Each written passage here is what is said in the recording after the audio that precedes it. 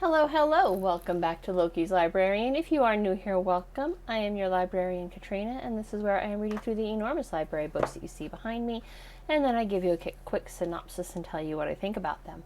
So if you like books, just aren't sure what to read next, hit that subscribe button, like and share my videos, and let me know what you think in the comments.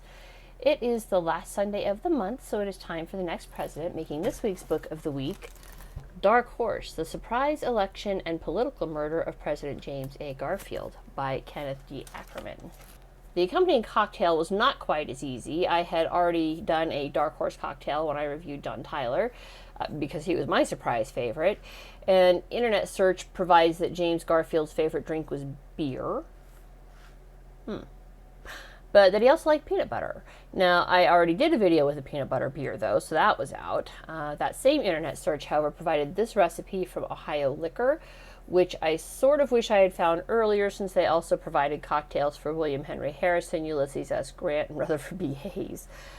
Anyways, this week's cocktail will be a peanut butter old-fashioned, which is 1.5 ounces of peanut butter whiskey, 3/4 ounce of rye whiskey, and 4 dashes of Angostura bitters. And you garnish with an orange twist, which I don't have, and maraschino cherries, which I do have. So, this book actually starts with the 1880 Republican Convention. Well, it starts a little bit before that, but the main part of the book, like once you get past the introduction preface area, is the 1880 Republican Convention, where Garfield's nominated for president. The story, really? Tiny bottle. Why are you being a pain in my ass? Unreal. Honey, I can't get a grip on the tiny bottle top to open this. It's tiny and I can't get a grip on it. I just can't get a grip on it. Open at least. I need plot. Just be gentle opening it. Do not get glass in there, please. Yeah, that's not the plan, trust me. Okay, well, I don't feel as bad. Thank you. There you go. It starts about, so this book picks up at the 1880 Republican Convention where Garfield was nominated for president. The story itself actually starts about 15 years prior to that, with the roots of a long-standing political feud that directly contributed to his assassination. I'm going to come back to that in just a minute. I actually had to go back and pull some information on Garfield's early life from Wikipedia, because there just wasn't a whole lot of that in the book. I mean, some basics, but not enough to really, know where he came from. So, 1.5 ounces of peanut, 50 milliliters. That's easy. It means I have an empty. I just chuck it out. That's why I like the little bottles when convenient. I didn't mind buying a big bottle of the Rye Whiskey, because we also use it for cooking, marinades for chicken and stuff like that. So, big bottle of the Rye Whiskey was called for. Garfield was born on November 19th, 1831 in Ohio. And so he was a native son of that state, and had basically family residences there his entire life. He grew up dirt poor. He was raised by a single mother, because his father died in 1833 when he was, 1.5, 2 years old. He had several siblings and eventually graduated from William Collins College, becoming an attorney like so very many of his predecessors in the White House. Also, like many of his presidential predecessors, he was a voracious reader, using books as a form of escape from the slings and arrows of life, which, kind of makes him a kindred spirit of mine. I totally get it, dude. He almost became a minister. That was kind of one of his early, he was actually called the preacher president because he was that close to becoming a minister. Before attending college, he had attended I'm going to mispronounce this, Goja Seminary. It's Geauga Seminary to study religion. It was at Goja Seminary that he met his future wife, Lucretia Rudolph. It was a co-ed school, basically, and so they met there and they fell in love while he was tutoring her to speak Greek. 4 shakes of Angostura bitters. I have to stir it, so let me stir this up. Maraschino cherries. I don't even like maraschino cherries in most things, but here we go. So they married on November 11th, 1858, and had 7 children, 2 of whom died in early childhood. Garfield served as senator to Ohio's state senate and as a major during the Civil War, before making the leap to national politics by being elected to the U.S. House of Representatives in 1862. He served in the House of Representatives until his nomination to the White House and presidential win in 1880, becoming the first and only president to be nominated from the U.S. House of Representatives. Then we get nominations from senators all the time. Secretary of State for a long time was considered the heir apparent to the White House. This is the first time anybody was ever directly elected from the U.S. House of Representatives. So, there we are. That's his early story. Back to the book now. So the political feud that eventually paved the road for Garfield's assassination was not between Garfield and anyone else. He was more or less liked. All right, he was a likable man. He was very friendly. He got along with people. But the feud in question was between Senator Roscoe Conkling of New York and Senator James Blaine of Maine. Now, in 1866, both of these gentlemen were members of the U.S. House of Representatives. They hadn't yet made the leap to Senate. It was a small squabble over whether or not to create a position as a public servant to oversee kind of graft and draft in the U.S. military. And this would have been another patronage position. Conkling was against it, and Blaine had sponsored the bill. Now, Blaine was initially kind of meh about Conkling's attacks on the bill, but eventually it got to him, and something about just the vituperousness of Conkling's attack bothered Blaine, and eventually Blaine struck back, essentially calling Conkling a strutting turkey. And that got a laugh. Conkling did not appreciate being the butt of a joke in the House of Representatives, and that was it. That was the groundwork for a 20-year feud of inter-party bickering, with Conkling leading the stalwart caucus and the Republican Party, and Blaine leading the half-breed caucus of the Republican Party. And the two caucuses hated each other. Hate, man. It's not bad. The rye whiskey can be a little harsh. It can cut. You can taste the peanut butter. The peanut butter is a nice after flavor. You can just taste it sitting there on your tongue. So that's pretty good, actually. I like that one. I kind of wish I'd had the orange to try it. I have orange bitters, but I'm like, I don't know if I need more bitters in this either. So we'll just let this ride. This one's not too bad. I like it. Now, fast forward 14 years. So that was 1866 that this groundwork was laid. 14 years later, it's now 1880, and the Republican convention to elect their nominee for president is happening in Chicago. There were three contenders for the position at the time. You had Ulysses S. Grant was being backed by Conkling and the Stalwarts. Blaine was being backed by the half-breeds. And then James Sherman, who was the brother of William Tecumseh Sherman, was being nominated by James Garfield for president. And these battle lines held steady for several days. They went through 34 rounds of voting, which is an absolutely unheard of number. I think that was the most rounds they had ever had before coming up with their actual nominee. And at heart, what kept this hold from breaking was Conkling's failure to push through the unit rule, which meant that any one state's majority would bind all of the delegates from that state to one candidate. And there were members of his own stalwart caucus that jumped ship and said, no, we don't want to do this. We don't want to back this unit rule. And because he couldn't get that passed in the convention, I have a weird hair thing sticking out over here. Because he couldn't get that unit rule passed in the convention, he wasn't able to basically railroad through Grant's nomination. Conkling held a grudge over the people who jumped ship on the unit rule, who I don't think they called them deserters. They called them something else. But he had a not nice nickname for the people who wouldn't back him on that one from New York. Now, the 35th round of balloting came around, and Wisconsin, out of the blue, threw all of their votes to Garfield. They said, we nominate Garfield. And Garfield tried to step back. He's like, hey, wait, my name is not up for debate here, and I don't think you can really put my name out there because I never agreed to it. But that one state throwing all their votes to him started a landslide, and on the 36th, I think it was the 36th he got more votes, and I think it was the 37th round he actually got the nomination. And what pushed that through was both Senator Blaine and Senator Sherman sent telegrams to their people. Now understand, Sherman sent his to somebody else from the Ohio caucus because Garfield was the now potential nominee. So he sent something else, but sent it to somebody else. But eventually they both directed their followers to throw their votes to Garfield and to beat out another Grant term, basically. And that was it. Garfield became the first president to be at the convention in which he was nominated. Prior to that, the nominees, this was still well before true campaigning became a thing. Campaigning as we know it became a thing. So the nominees stayed away and let their legmen do the work, essentially.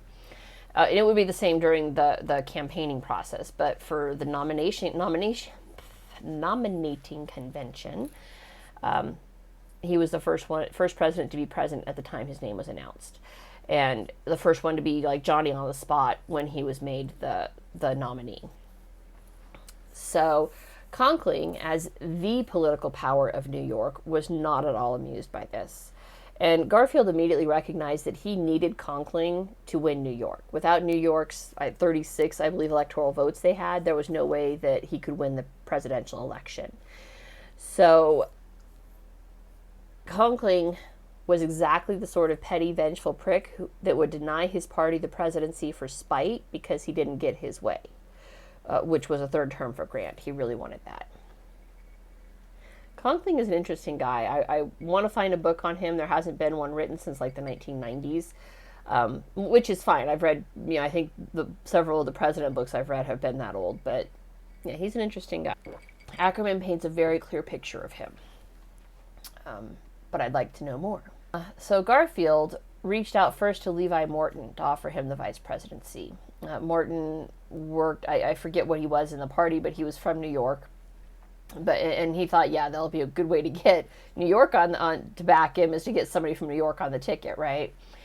So Morton took the offer to Conkling for approval because he was a good party man, or good caucus man, I guess. And Conkling said no. Conkling was like, no, don't do this. So Garfield then approached Chester Arthur for the position. Now, Arthur truly was a dark horse in the sense that he didn't have the political experience that anybody else did. I mean, Garfield wasn't a senator, but he at least had experience in national politics. Arthur's political prowess was as the collector of the Port of New York, which was an immensely powerful position, don't get me wrong. I mean, it was highly politically connected. He was responsible for collecting millions of dollars of revenue and oversaw 1,000 jobs at the Port of New York. So he was very powerful from that perspective, but he didn't have the political backing or background, I guess, that everybody else did. Now, Conkling also advised Arthur to decline, but Arthur realized that he was never going to get another chance like this, all right? This was an honor that he, like Juliet, it's an honor he never dreamed thereof, right? Never dared to dream of. I mean, Juliet was never dreaming to get married, but Arthur, he's like, oh my God, vice president, that's amazing. So he went against Conkling, respectfully, all right? They didn't argue about it, but he just said, I'm never going to get this chance again, I'm going to do it. And Arthur believed they could win. But winning meant pulling Conkling into an active campaign along with General Grant. And Grant became the first former president to actively campaign on behalf of his party, and he did so on behalf of Garfield. Garfield had to kiss some political butt, which he did, and he managed to bring that political machine of New York into the campaign on his behalf. Now, whether or not he actually promised choice patronage plums to New York is moot. New York felt that he did, and that he failed to deliver. Enter, at this point, Charles Guiteau. Guiteau. It's pronounced Guiteau. Guiteau had worked as a lawyer, but was largely unambitious in life. He had married, but was either separated or divorced. Guiteau believed Garfield would make a fine president and made his way to New York to join the stalwarts as a political canvasser, desiring to make speeches on behalf of Garfield, which he delivered like part of one speech one time. He did write a pamphlet with his speech, though, and handed those out pretty vigorously. But he felt that this earned him a plum patronage post when Garfield won in November of 1880. He initially determined that he wanted the embassy in Venice. It might have been Vienna, but I think it was Venice. Ultimately, he decided he wanted the diplomatic posting of Paris. Now, understand, Guiteau was not in any way politically connected. He had no political savvy or know-how. He was a half-assed lawyer, if that. I believe his wife had left him over domestic abuse allegations. He was essentially a grifter. I mean, all through his time in Washington, right after Garfield was nominated, Guiteau moved to D.C., and lived at various boarding houses, leaving each one before he was handed a bill of what was due. So he basically just grifted his way around Washington boarding houses. He had vaguely campaigned on behalf of Garfield, yet shortly after Garfield and family took up residence in the White House, Guiteau began making appearances at the White House requesting this posting to Paris. Now, the White House in the 19th century was not at all like it is today. I mean, the structure was more or less the same. I mean, more security, obviously, today than there was back then. But, after we rebuilt it after the War of 1812, that's what it has looked like, essentially, for the last 200 years. But back then, the White House was seen less as the president's residence and more as the people's house. So at least through Garfield's term, I will find out through reading these books when it changed, but at least when Garfield was president, the house was routinely opened up for we the people to come and visit the president. And I don't mean like today where you can tour the White House on a guided tour and only hit certain areas. I mean like they would literally host open houses where the people could come in and talk to the president directly. And this was considered very normal back then. Now, Garfield, so Lucretia, they called her Crete, also took to hosting weekly salons and actually met Guiteau during one of these when he came by and introduced himself as up for the position of consul to Paris, which she knew nothing about. She was just, a charming, pleasant lady, and so she was very pleasant to him when he came by. Everybody was more or less pleasant to him. So, everybody from the stalwart party, everybody in Garfield's administration, everybody who had contact with him was very pleasant, professional, polite. This is how things were back in the 19th century. There was no, dude, you look like a homeless, get the hell away from me. They were all very, oh, well, how nice to meet you. And yes, we'll see what we can do to help you. And that was very normal. Now, almost immediately upon being elected, Garfield offered the position of Secretary of State to James Blaine of the Half-Breeds, denied any cabinet positions to stalwart members. I think he offered Levi Morton Department of the Navy, but Morton believed he was promised Treasury and so declined. I think that's right. Conkling was annoyed by this, very annoyed. He had been promised key positions, and now he was seeing all these top plum spots go to his enemies in the Half-Breeds. But when Guiteau made his request for Paris, Garfield referred him to Blaine as Secretary of State. And that made perfect sense to Guiteau, of course. I mean, Secretary of State would absolutely oversee diplomatic postings, so he began making weekly trips to Blaine's office for this posting, to which he felt he was entitled, because he one time gave a 5-minute speech on behalf of Garfield during the campaign. And all the stalwarts were always kind to him, so he believed he was truly their friend. Now, begins the battle for patronage. Garfield's cabinet choices were all approved immediately by the Senate. Every other post he wanted became a battle between Conkling and Garfield for control of the party. And it vacillated back and forth. They would make an agreement, Garfield would go home, and Blaine would step in and be like, dude, what the hell? How are you giving them all this stuff? And Garfield would change his mind. And it kind of went back and forth. And then ultimately, Garfield realized that he would never make all sides happy, so he decided to make himself happy, nominated William H. Robertson, who was a Half-Breed Caucus member, for the newly vacant and politically powerful position of Collector of the Port of New York. Conkling lost his mind. Oh, he was pissed. Now, several things happened almost simultaneously to create this absolutely perfect storm of political mayhem. First off, Lucretia became very ill. I think they thought it was dysentery or typhoid or something, but for over a month, her fever ran between 100 and 104 degrees, and she was very sick. And Garfield was essentially consumed with concern for his wife and refused to leave her side, spending countless hours at her sickbed, caring for her, reading to her when she was awake. She did recover. She lived 37 years past Garfield's death. However, during this month of extreme illness, Blaine became fed up with Guiteau's constant requests for the Paris consulate and told him it was never going to happen. Said, you're a nobody, you're never going to get Paris, leave me the hell alone. And the stalwarts tried to sideline Garfield's nomination of Robertson by slow tracking it. Basically, they would slowly start voting on all the other nominations, and we're talking thousands and thousands of posts here, because at that time in history, all government positions were patronage posts. There was no meritocracy. There was no you're hired until you prove you can't do the job. If your job was secure for 4 years until the next president stepped in, 4 to 8 years until the next president stepped in. This would allow Garfield to appoint Robertson temporarily as an emergency appointee when the Senate adjourned for the summer, and then when the Senate reconvened, they would overturn the nomination. Garfield, consumed with his fear for Lucretia's health, saw through this ploy and sent word to the Senate that he would relinquish all other nominees to whoever wanted it. Basically, you guys figure out who goes where, but I want Robertson. you give me Robertson. Now, in the 19th century, while all this turmoil is going on, the government has literally ground to a halt. I mean, back then, because all government employees were a matter of patronage,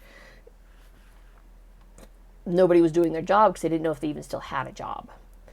Any seats that had been vacated on Garfield's win remained vacant, and with the Senate bickering over the actual appointments, government had come to a stop. They were doing nothing beyond arguing all day over who got what job. And Garfield had enough of Conkling. He was so sick of this. So Conkling and the other senator from New York, Tom Platt, played a very dangerous gambit. They both resigned from the U.S. Senate. Said, if you're going to make Robertson collector of the Port of New York, we're out. We quit. Now, before the passage of the 17th Amendment in 1913, senators were not directly elected by the people. They were appointed by the state legislatures of individual states. So if the governor of New York had immediately informed the New York legislature of the two senators' resignation, the rule was you had to give it a full week of a Tuesday from a Tuesday. So they resigned on a Monday. If the governor of New York had told them that day, and he knew because they had telegrams, telephones were new, but they weren't widespread, but they had telegrams, and that information was like, bam, instant. If he had told them that day, then by the following week, the following Tuesday, so 8 days later, they could have had Conkling and Platt back in New York, or back in the White House, or not White House, Senate. He didn't. For whatever reason, reasons of his own, he sat on the information for over a week, which then allowed the floor to open up, and it became a very hotly contested thing. And the Senate or the legislature of New York now ground to a halt, trying to vote on who was going to be the senators back to the White House, or back to D.C., excuse me.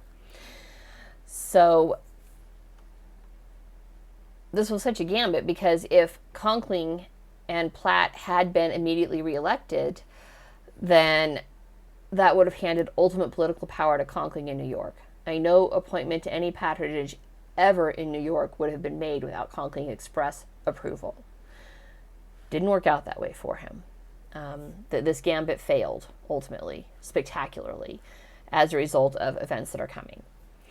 Now, Guiteau, having been rebuffed by Blaine and seeing his friends in the Stalwart Caucus rebuffed and resigned, he now believed that he had a mandate from God to kill the faithless Garfield, who had failed to deliver on election promises to those who had campaigned on his behalf. So he bought an ivory-handled pistol. He waffled briefly between an ivory-handled one and a wood-handled one, but he believed the ivory-handled one would look best in museums. He thought he was on a mandate from God, so he thought that this is going to look better. And he genuinely believed that Arthur would be grateful to him and would issue a presidential pardon and the long-awaited Paris consulate to reward him for his acts. Garfield, for his part, was just relieved that Crete was on the mend. The couple went to New Jersey to the shore to allow Crete to recuperate in the fresh sea air. And after a few weeks there, Garfield returned to D.C. to wrap up political season. Back then, the government's fiscal year ended on June 30th, so he wanted to get that year done. And then he was going to prepare for a national tour with Crete and their youngest children. On July 2nd, 1881, Garfield was traveled with Secretary of State Blaine to the train station to catch his train to start this tour. Blaine was seeing him off on this national tour, and while walking through the station, Guiteau shot Garfield twice in the back. Garfield and Blaine, both having served in the war, recognized the sound of gunfire. Blaine turned to Garfield to try to get him to safety and realized that Garfield had been shot because he was already down on one knee, bleeding and vomiting profusely. Guiteau, for his part, walked out of the train station. I mean, it was a fast walk. He wasn't running, but he just walked. And right into the arms of a policeman. And right behind him was a crowd of people who informed the officer that Guiteau had just shot the president and they wanted to lynch him. Guiteau was promptly placed under arrest, saying on his detention, quote, "I did it. I will go to jail for it. I am a stalwart and Arthur will be president." Arthur was genuinely horrified when he heard this news. He couldn't at first remember Guiteau. It took him, he's like, no, I've never even heard of this guy. I mean, he eventually remembered, yeah, I did have contact with him during the campaign, but I don't know him. He was just a campaigner. He was just, a guy who showed up in the office one day and wanted to help. He never wanted to be president. All right. Vice president was enough power. That was all he was ever looking for. But I mean, he was 3 years older than the president. There was no earthly reason for him to believe that he would outlive the president and be forced to pick up the mantle himself. And he was genuinely shocked and horrified. The true horror, though, is that if Garfield had had even like a half-assed competent doctor, even by 19th century standards, he probably would have survived. And the bullet entered on his right back. He was shot at such an angle that it cut across his spine. It didn't sever it because he could still feel his feet and legs. But it came to rest by his pancreas. The doctors, in trying to determine the path of the bullet, performed multiple probes with their hands, with their unwashed hands. Germ theory had only just been introduced by Louis Pasteur and was still making its way through medical personnel as valid. Garfield developed massive infections. So that, coupled with the oat and milk only diet that the doctors had Garfield on, coupled with this infection, took Garfield from a healthy man of well over 200 pounds to about 130 pounds. So he lost almost 100 pounds in 2 months. Not recommended, kids, by anybody's standard. When he succumbed to the infection and starvation on September 18th, 1881, 79 days after he was shot. And if the doctors had just left him alone and allowed him to eat, he would have recovered. The treatment was so bad it was actually used in Guiteau's defense. I think he said on the stand, "No, I didn't kill him. I only shot him. Medical malpractice killed him." That, for the record, that did not work. Guiteau was convicted of the assassination on January 5th, 1882, and hung on June 30th, 1882. They did not do multiple appeals or pleas. They just hung his ass. And it's so sad. I mean, Garfield had just found his political backbone. He had only just realized that there was no making everyone happy, and his only job was to run the country to the best of his ability. If he had survived, he would have ridden that wave of popularity to at least a second term, and quite possibly a third term if he had wanted it. Because he was so popular right then. And he knew he needed to be stoic for everything because the entire world is watching. And so he never made a sound. When they were probing him, sticking their dirty ass hands into his, open wound on his back, he never made a sound. He never cried out. He let them do it. He was very stoic, and Crete took her cue from him, realized the whole world was watching, and just became very calm and stoic, never showing emotion. She did when he died, because, they were married, 30 years or whatever, 37 years, 30 years, I don't know. But she was, they let the public in to see this tragedy that was happening to them, and they held up so well under it. My God. By the end, the end result of his assassination was phenomenal. Conkling never returned to power. And essentially, following this, and everybody knew that Conkling had been this antagonist in Garfield's life, his popularity tanked, and he never returned to the Senate. He thought for sure he would. With his political protege, Arthur, now president, Conkling approached Arthur and demanded Robertson be removed as collector of the Port of New York, and Arthur refused. Arthur was like, no, this Garfield's essentially a saint at this point. The American people have raised him up, and his last powerful act was to defy you and put Robertson into the Port of New York. If I overturn that, they'll hang me. They'll truly think that I was part of this assassination plot. I'm not going to do that. And Conkling and Arthur never spoke again. They went from being very best friends to gone like that. The Civil Service Act of 1883 was signed into law by Arthur, effectively ending patronage, making the government employment merit-based, in theory. And I have very definite opinions on the effectiveness of government employees, but for better or worse, they are no longer political appointments, mostly. I mean, there's some positions that require Senate approval, but I think that number is limited to there's a little over 1,000 postings that actually require Senate approval, versus all government employees requiring Senate approval. This book was very well done, and it captured an exact moment in time, pulling all the pieces together into kind of this cogent snapshot of what happened, and more importantly, how this happened. And the author makes an excellent point. There have been 4 presidential assassins in American history, and of the 4, Guiteau is seen as just a deranged madman. Yet of the 4, Guiteau managed to effect actual change. His friend, Chester Arthur, did in fact become president.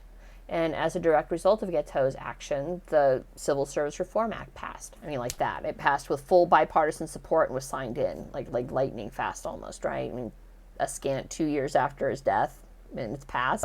Rutherford B. Hayes had made civil service reform his hallmark from 1877 to 1881. He'd been trying to get civil service reform passed. But where Hayes failed to implement this change, Garfield's assassination just pushed it through on this wave of nationwide popular support. The entire country realized just how toxic and dangerous patronage was at this point. I feel bad for Garfield and for Lucretia. His potential as a leader was never realized, and he was snatched away by his petty bickering and partisan politics and this bizarre belief that someone owes you something. No one owes you anything ever. Except for maybe the $20 you loaned, your uncle last week or whatever. But it was this belief in the dangers of patronage that saw that Civil Service Act push through and become law. I do wish there had been more of Garfield's background in the book, but the book wasn't, strictly speaking, about Garfield. It was about this single year in history that led to immense change and changed, quite frankly, the course of the nation. If we still had to rely on patronage, I almost wish we did, because the political fighting would be spectacular. But I think the reason there's not more about him is the presidents from Hayes through McKinley are just not seen as particularly interesting to historians. And I'm not sure why. This was the golden age for America, and the presidents were as much a part of this as anything else. I just know from having a hell of a time finding recent books on these gentlemen. There is a new book on Garfield that's set to release in July of this year, but I don't want to backtrack, and I didn't want to wait. I didn't want to skip a precedent. So I put it on my wish list. I might revisit him later, but I also want to read books on Henry Clay, John Calhoun, Daniel Webster, and Roscoe Conkling and Tammany Hall, which was the Democratic war machine of New York. These men made America as much as Jay Gould, J.P. Chase, Vanderbilt Cornelius, and Rockefeller and Carnegie, right? And we know the robber barons. There's a book I can read on them too. But the political machinations truly is what allowed these men to flourish. So why wouldn't we be as interested in the presidents that made it happen? I don't know. Those are topics for future book reports. I'm going off on a tangent. I'll pull it back. I quite enjoyed this week's book of the week. It was fascinating and a dark moment in American history. The power struggles were very real and foreshadowed to a great degree the current political climate in America. That's it for this week. If you liked what you saw, don't forget to hit that subscribe button. I will not see you next week, because next week I will be on a boat in the middle of the ocean, but I will see you on February 12th. Bye.